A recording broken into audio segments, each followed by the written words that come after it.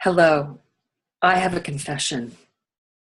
I am a total FOMO, not mofo, FOMO, fear of missing out. By the way, Jennifer Blankel, your certified relationship coach and divorce preventionist. So this little share today has to do with the relationship with ourself, right? As well as others, but I feel like this one has to do more with the relationship with ourself. So I am a total recovering yes girl, total pleaser, total FOMO. I mean, this dates back to, I can remember back to like fifth grade when friends would be going to like a school function or, I remember one Halloween, I had the full-on costume and everything, and then I got sick and I sat there in the window crying, watching, all the neighbors and friends trick-or-treating. I remember this feeling dating back to when I was a little girl. Just the fear and the fear, the atrocious fear of missing out on fun, missing out on excitement, missing out on a good time. And so I wanted to tell you this brief little story that just happened this past weekend. I totally got permission from my husband to disclose this personal information, which I'm about to. So my husband got snipped on Friday. Okay, we are done having children. And I am too old anyway. So anyway, he got snipped on Friday, and before he got snipped, we had been invited over to a friend's house. This awesome friend was having 5 couples over for dinner, and she had invited us over before the doctor's appointment got set. And then last minute, Nick was able to get in there with his doctor when he thought it was going to take longer. So long story short, we could not go to the dinner on Saturday night. And as selfish as I realized I was being, like, oh my gosh, my poor husband. Sorry, I'm having a really bad hair day today. My poor husband, he just got snipped. He's laid out in bed. He's not even supposed to move around or walk around except to go to the bathroom. And I'm worried about missing out on some dinner party.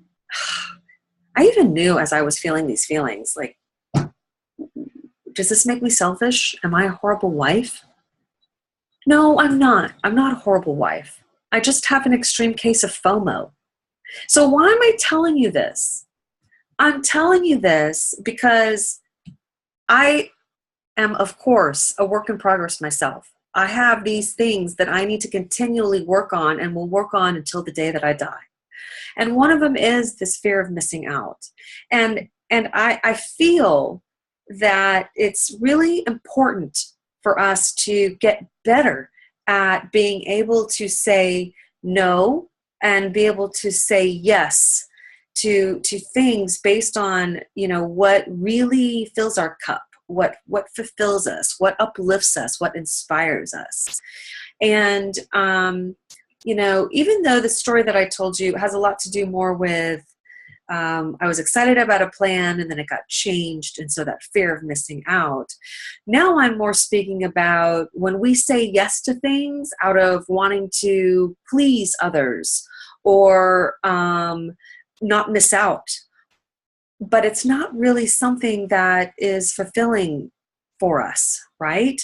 So, I'm definitely recovering from this, but I still have times when I say yes to something and I realize later, wow, I really could have done something else with my precious time and, maybe been more uplifted or fulfilled in that time and energy spent elsewhere.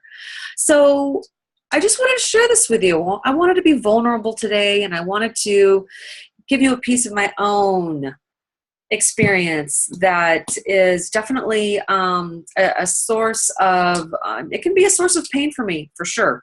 Not being able to let go of not attending certain events or struggling with saying no to something. Something that I love is, the concept of when we say yes to something, we're saying no to something else. So if we can think in terms of, saying yes to that plan that might feel good in the moment, but ultimately is not going to serve you, and your family, or your goals, then, being able to say no to that is saying yes to those things that you do truly want to do, that will truly help you get to where you do want to be at the end of the day. So anyway, I just wanted to share that with you. Love you all.